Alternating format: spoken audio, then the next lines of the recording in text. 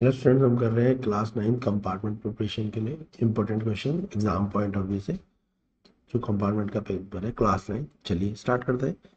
The following data, यहाँ पे data दे रखा है और फोर्स में दे रखा है element A B C D. Element A के में प्रोटॉन 10 है, न्यूट्रॉन 10 है, इलेक्ट्रॉन 10 है। एलिमेंट बी में प्रोटॉन 11, न्यूट्रॉन 12, इलेक्ट्रॉन 11। सी के 12 12 12, डी के हैं 13 14 13। पूछा है आपको इलेक्ट्रॉनिक डिस्ट्रीब्यूशन बताना है ए और डी का। जो ए एलिमेंट है और डी एलिमेंट दोनों का इलेक्ट्रॉनिक डिस्ट्रीब्यूशन बताना है। फिर बताना है element A is an inert gas. Inert gas वो होती है जिसकी आउटर सेल में 0 इलेक्ट्रॉन होते हैं, यानी वो अपना सेल पूरा करती है। तो इनर्ट गैस वो होती है जिनके एटॉमिक नंबर जनरली क्या होते हैं, 2 10 18 होते हैं। तो वो क्या कहलाती है, इनर्ट गैस। और what is the valency of element C. और तीसरा क्वेश्चन पूछा एलिमेंट सी की वैलेंसी। अब देखिए इस क्वेश्चन को कैसे करते हैं हम। समझिए क्वेश्चन, आपको समझ आ जाएगा, बिल्कुल क्वेश्चन है। तो क्वेश्चन नंबर 28 जो हमने करा, तो हमारे को पता है, ठीक है। तो हम क्या करेंगे, हमारे को पता है सेल कितनी होती है, सेल 3 होती है, के एल एम। सेल कितनी होती है बेटा, 3 सेल होती है। हमसे पूछा किसके बारे में, ए और डी के बारे में पूछा। तो ए का जो हमारे को एटॉमिक नंबर दे रखा था 10 दे रखा था, तो के सेल में 2 आएंगे और एल सेल में 8 आएंगे, 10। और जो डी था उसका एटॉमिक नंबर कितना दे रखा था, 30। तो के में 2, एल में 8 और बचे हुए 3 किस में आ गए, एम में आ गए। क्लियर है।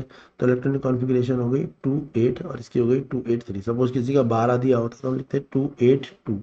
हमेशा याद रखना के सेल में 2 आएंगे, एल सेल में 8 आएंगे और बाकी बचे हुए किस में चले जाएंगे, एम सेल में चले जाएंगे। तो पहला पार्ट तो क्लियर हो गया कन्फ्यूजन। दूसरा, the number of electron in the outermost cell of A and B.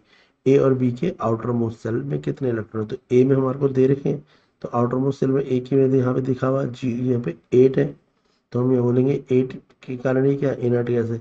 और the outermost cell of the complete and the element do not gain और लॉस। मैंने अभी बताया था इनर्ट गैस कौन सी होती है, जिनके लास्ट सेल में 0 इलेक्ट्रॉन बचता है, तो उन्हें न किसी से इलेक्ट्रॉन लेने की जरूरत होती है और ना देने की होती है। इसलिए क्या हो जाएगी, ए आपके ए देखो लास्ट में 0 है ना, एम में कुछ नहीं आ रहा ना, एल में ही 8 हो गए कंप्लीट। तो ये क्या है, इनर्ट गैस है। The outermost cell of the element complete and element does not need gain and loss of any element. तो ए क्या हो जाएगी, इनर्ट गैस हो जाएगी। इसके बाद वैलेंसी पूछी थी सी की, और सी का एटॉमिक नंबर क्या था, सी का एटॉमिक नंबर था 12। तो हमने उसकी के सेल में कितने रखे, 2, एल सेल में 8 और एम सेल में 2। तो लास्ट वाली सेल के जो नंबर होते हैं ना, उन्हीं को बोलते हैं वैलेंसी। तो वैलेंसी क्या हो जाएगी, सी की वैलेंसी हो जाएगी 2। क्लियर हो गया क्वेश्चन, ठीक है। 3 चीजें पूछी थी, तो तीनों चीजें आपको क्लियर हो गई। चलिए नेक्स्ट क्वेश्चन देखते हैं, जो इंपॉर्टेंट क्वेश्चन है। नेक्स्ट इंपॉर्टेंट क्वेश्चन है ये वाला। आपसे बोला है कि एक फिगर है और आइडेंटिफाई करनी है इसमें चीजें आपको। नेक्स्ट क्वेश्चन देखिए आप। नेक्स्ट क्वेश्चन है, आपको मेन फंक्शन बताने हैं। Right the main function. किस किस के मेन फंक्शन बताने हैं आपको। प्लाज्मा मेम्ब्रेन का क्या फंक्शन है, सेल वॉल का क्या फंक्शन है, राइबोसोम्स का क्या फंक्शन है, लाइसोसोम्स का क्या फंक्शन है, न्यूक्लियस का क्या फंक्शन है, और एंडोप्लाज्मिक रेक्टेलम का क्या फंक्शन है। चलिए हम फटाफट से, ये 5 मार्क्स का क्वेश्चन आता है, तो मेन फंक्शन फटाफट से समझ लेते हैं क्या है और लर्न कर लेते हैं। तो देखिए बेटा मेन फंक्शन क्या है इनके। सबसे पहले प्लाज्मा मेम्ब्रेन। तो प्लाज्मा मेम्ब्रेन क्या है, the cell membrane separate the cell from its external environment. तो प्लाज्मा मेम्ब्रेन क्या करती है, सेपरेट करती है किसको, separate the cell from the external environment.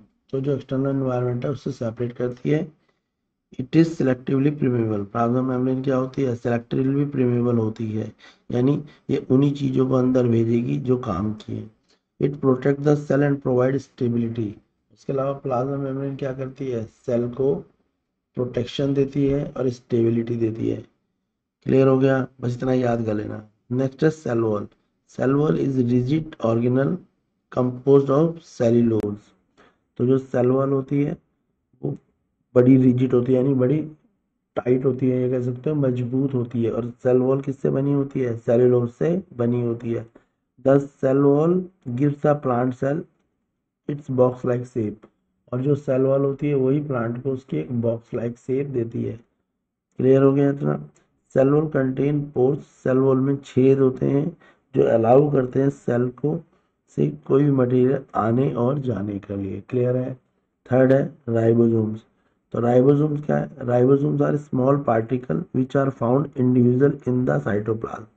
तो राइबोसोम क्या होते हैं? स्मॉल पार्टिकल होते हैं जो फाउंड होते हैं individually in the cytoplasm and also line the membrane of the rough ER endoplasmic reticulum. Ribosome क्या देते हैं? प्रोटीन देते हैं। Ribosome produce protein. क्लियर है? इसलिए राइबोसोम्स को हम क्या बोलते हैं? प्रोटीन फैक्ट्री भी बोलते हैं। कई बार पूछा जाएगा तो राइबोसोम क्या होता है? प्रोटीन फैक्ट्री भी होते हैं, यानी राइबोसोम क्या करते हैं? प्रोटीन को सिंथेसाइज करते हैं। तो पूछ लेते हैं name of the site which synthesize protein, तो बोलेंगे राइबोसोम्स। नेक्स्ट है लाइसोसोम। लाइसोसोम क्या होता है? Are small sac like structure है, single membrane containing strong digestive enzyme. तो लाइसोसोम्स में क्या होते हैं? लाइसोसोम्स के अंदर, यानी आप कह सकते हो लाइसोसोम्स होते हैं इट कंटेन डाइजेस्टिव एंजाइम्स। तो इसमें डाइजेस्टिव एंजाइम्स होते हैं। ड्यू टू हम कहते हैं लाइसोसोम्स क्या है? सुसाइडल बैग भी कहा जाता है। लाइसोसोम्स को हम क्या बोलते हैं? Suicidal bag. Question number next है इसका न्यूक्लियस। न्यूक्लियस क्या है? It synthesise ribosomes. न्यूक्लियस के अंदर क्या होता है? राइबोसोम्स होता है। नेक्स्ट है एंडोप्लाज्मिक रेक्टिलम। क्या होता है endoplasmic reticulum? Produce lipid and protein and also in the intercellular transport of system. तो एंडोप्लाज्मिक रेक्टिलम क्या करता है? ये लिपिड और प्रोटीन देता है इंटरसेलुलर ट्रांसपोर्ट सिस्टम में। क्लियर है? इसका नेक्स्ट वेरी इंपॉर्टेंट क्वेश्चन है difference between plant cell and animal cell. ये क्वेश्चन पेपर में आता है। ठीक है, तो प्लांट सेल क्या होती है? Cell wall is present. Plant cell में सेल वॉल प्रेजेंट होती है। एनिमल सेल में सेल वॉल एब्सेंट होती है, नहीं होती। प्लांट सेल में plastid are present. Animal cell में प्लास्टिड क्या होते हैं? एब्सेंट होते हैं। प्लांट सेल में क्या होते हैं? प्लास्टिड प्रेजेंट होते हैं। एनिमल सेल में प्लास्टिड एब्सेंट होते हैं। इसके अलावा तीसरा याद कर लेना, प्लांट सेल में वैक्यूल्स जो होते हैं are large in size. Animal cell में vacuoles are small in size. सिर्फ 3 पॉइंट याद कर लो, 3 पॉइंट इनफ है। प्लांट सेल और एनिमल सेल का डिफरेंस है। तो प्लांट सेल में क्या होती है? सेल वॉल होती है। एनिमल सेल में सेल वॉल नहीं होती, हमारी स्किन होती है ना बेटा, तो हमारे को बस सेल वॉल की जरूरत क्या है? हमारे पे स्किन है। क्लियर है? प्लांट सेलों की स्किन जो है वो सेल वॉल है। उसके अलावा प्लांट सेल जो है उनमें प्लास्टिड होते हैं, क्योंकि प्लांट कैसे खाना कैसे बनाते हैं? फोटोसिंथेसिस से बनाते हैं। तो वहाँ पे क्लोरोफिल होता है, तो क्लोरोफिल के लिए प्लास्टिड जरूरी है। और एनिमल्स क्या करते हैं? दूसरों पर डिपेंड होते हैं, तो यहाँ पे प्लास्टिड एब्सेंट होता है। इसके अलावा जो प्लांट सेल होती है उनमें वैक्यूल्स क्या होता है? बड़ा होता है, एक ही वैक्यूल्स होता है। और हम तो डीएनए होते हैं हमारे अंदर, तो इसलिए हमारे वैक्यूल्स क्या होता है? स्मॉल इन साइज होता है। ये बहुत बारी क्वेश्चन आता है, इंपॉर्टेंट क्वेश्चन है। चलिए नेक्स्ट क्वेश्चन करते हैं। ठीक है, नेक्स्ट क्वेश्चन देखो, जो इंपॉर्टेंट क्वेश्चन है काफी, समझो अच्छे तरीके से आप। क्वेश्चन है, 4 कार हैं A B C D are moving on the level road, their distance versus time graph. ये किसमें है? डिस्टेंस टाइम ग्राफ में। ये ए कार है, बी कार है, सी कार है और ये डी कार है। कितनी कारें हैं? 4 कारें हैं, है ना। कार ए बी सी और डी। तो ये ग्राफ कौन सा है? Distance time graph. कौन सा ग्राफ है? डिस्टेंस टाइम ग्राफ है। क्लियर है? Distance time graph. और इसमें 4 कारें हैं, बताना है कि कौन सी कार जो है वो क्या है? स्लो चल रही है, ये बताना है इस क्वेश्चन में। ठीक है, तो देखो बेटा कैसे करेंगे इस क्वेश्चन को हम, कैसे बताएंगे कि कौन सी कार जो है स्लो चल रही है। तो देखो समझ लो इसे आराम से आप, तो आपको पता लग जाएगा कि कौन सी कार स्लो चल रही है। ठीक है, तो इसके लिए हम क्या करेंगे? हम सिंपली भी कर सकते हैं वैसे इस क्वेश्चन में, कौन सी कार स्लो चल रही है। तो इस क्वेश्चन में आपको स्लोप जो देखो, सबसे कम स्लोप किसका दिख रहा है? डी का। और सबसे ज़्यादा स्लोप किसका दिख रहा है? ए का। तो ए जो है वो कार फास्टर होगी और डी कार क्या होगी? स्लो कार होगी। क्लियर है आपको? क्वेश्चन समझ आ गया बेटा? नेक्स्ट क्वेश्चन देखो। नेक्स्ट क्वेश्चन में आपको दे रखा है, नेक्स्ट क्वेश्चन आपका फिजिक्स का है। लिखा है, calculate the force of gravitation between earth and sun. Earth और सन के बीच में आपको फोर्स ऑफ ग्रेविटेशन निकालना है। मास ऑफ अर्थ दे रखा है 6 × 10⁻²4। मास ऑफ सन दे रखा है 2 × 10⁻30। और इन दोनों के बीच में जो डिस्टेंस दे रखा है 1.5 × 10⁻11। तो बेटा से फॉर्मूला लग जाता है जी वाला। जी इक्वल टू क्या लगता है आपको पता ही है, जब हम निकालते हैं m1 m2/d²। और उसमें ये वैल्यूज रखेंगे, सॉल्व कर देंगे। देखो कैसे होएगा क्वेश्चन, समझ भी आ जाएगा। तो हम इस क्वेश्चन में जो फॉर्मूला अप्लाई कर रहे हैं वो कौन सा फॉर्मूला है, हम फॉर्मूला अप्लाई करेंगे ग्रेविटेशन का, ये वाला फॉर्मूला आपने पढ़ा भी होगा, Gm1m2 या G mass of earth into mass of sun divide by, दोनों का क्या है, divide by distance of earth का स्क्वायर यानी डी स्क्वायर। वैल्यूज रख दी, पहले जी की वैल्यू रखी, जी की वैल्यू क्या होती है आपको पता ही है, जी की वैल्यू रख देंगे, जी की वैल्यू क्या होती है 6.67 इंटू 10⁻11। मास ऑफ अर्थ कितना दे रखा था 6 इंटू 10⁻24। मास ऑफ सन कितना दे रखा था 2 इंटू 10⁻23। और डिस्टेंस जो था अर्थ और सन के बीच में था वो 1.5 इंटू 10⁻11 का होल स्क्वायर। तो स्क्वायर का मतलब जो दो बार भी लिख सकते हो 1.5 इंटू 10⁻11 इंटू 1.5 इंटू 10⁻11। क्लियर है इतनी बात।